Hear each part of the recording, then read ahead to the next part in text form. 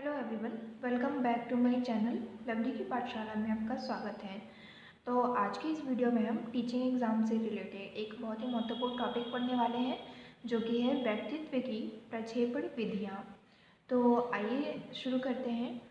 शुरू करने से पहले मैं आपको बता दूं, मेरे चैनल पे कॉम्पिटिटिव एग्ज़ाम से रिलेटेड और टीचिंग एग्ज़ाम से रिलेटेड वीडियो मैं अपलोड करती हूं। अगर आप इंटरेस्टेड हैं, पढ़ना चाहते हैं तो चैनल पे विजिट कर सकते हैं। डिस्क्रिप्शन में भी लिंक है वीडियो के, वहां से भी चेकआउट कर सकते हैं। तो आइए शुरू करते हैं। व्यक्तित्व की प्रक्षेपण विधियाँ। प्रक्षेपण का अर्थ है अपनी बातों, विचारों, भावनाओं आदि को स्वयं न बताकर किसी अन्य उद्दीपक या पदार्थ के माध्यम से अभिव्यक्त करना प्रक्षेपण कहलाता है। ध्यान रखिए, प्रक्षेपण शब्द का यूज यानी प्रयोग सर्वप्रथम सिगमंड फ्रायड ने किया था। एक बार और बता दूं मैं, प्रक्षेपण का अर्थ होता है अपनी बातों, विचारों, भावनाओं आदि को स्वयं न बताकर किसी अन्य उद्दीपक या पदार्थ के माध्यम से अभिव्यक्त करना प्रक्षेपण कहलाता है।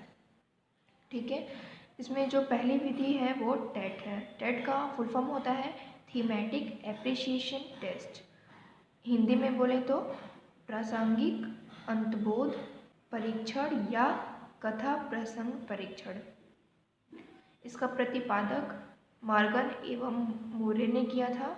सन 1935 में इस प्रयोग का विकास हुआ था। कुल कार्डों की संख्या इसमें 31 है।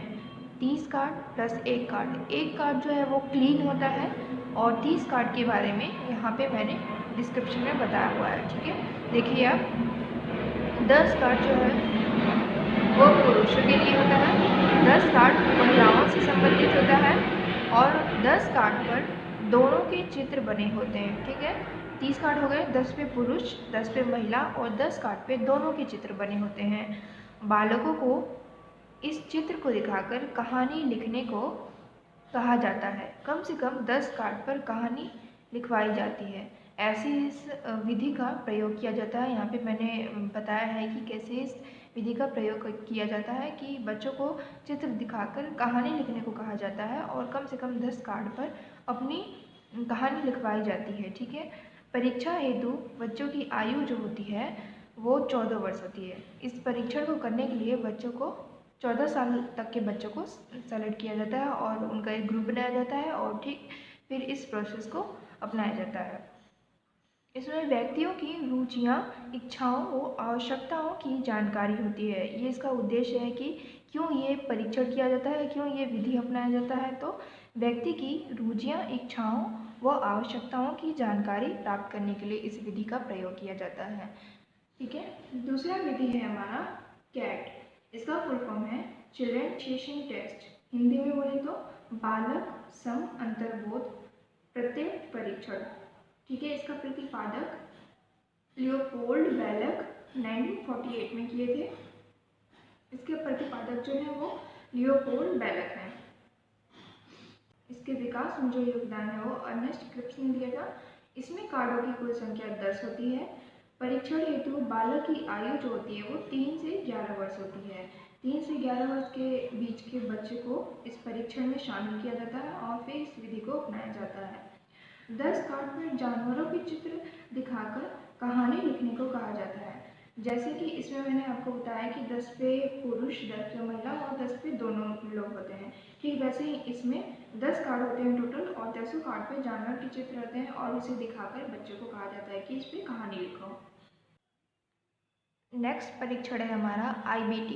ये आपके बहुत बार एग्जाम में आ चुका है तो ये इम्पॉर्टेंट हो जाता है आपके लिए, तो ध्यान से देखिएगा। इंक ब्लॉक टेस्ट IBT, रोडसा स्याही धब्बा परीक्षण। इसको हिंदी में बोलते हैं रोडसा स्याही धब्बा परीक्षण। इसके प्रतिपादक है हरमन रोडसा। 1921 में इस परीक्षण का उपयोग हुआ था। ठीक है, इसमें कार्डों की संख्या जो है वो 10 है। इस परीक्षण में 10 कार्ड पर स्याही के धब्बे बने होते हैं। 5 कार्ड पर काले व सफ़ेद तथा बाकी 5 पर विभिन्न रंगों के धब्बे बने होते हैं। ठीक है, देखिए इस कार्ड में क्या क्या होता है। इस परीक्षण में 10 कार्ड पर स्याही के धब्बे बने होते हैं। 5 कार्ड पे काले व सफ़ेद तथा बाकी 5 पर विभिन्न प्रकार के धब्बे बने होते हैं। ठीक है, बालकों को आकृति दिखाकर उसके बारे में पूछा जाता है।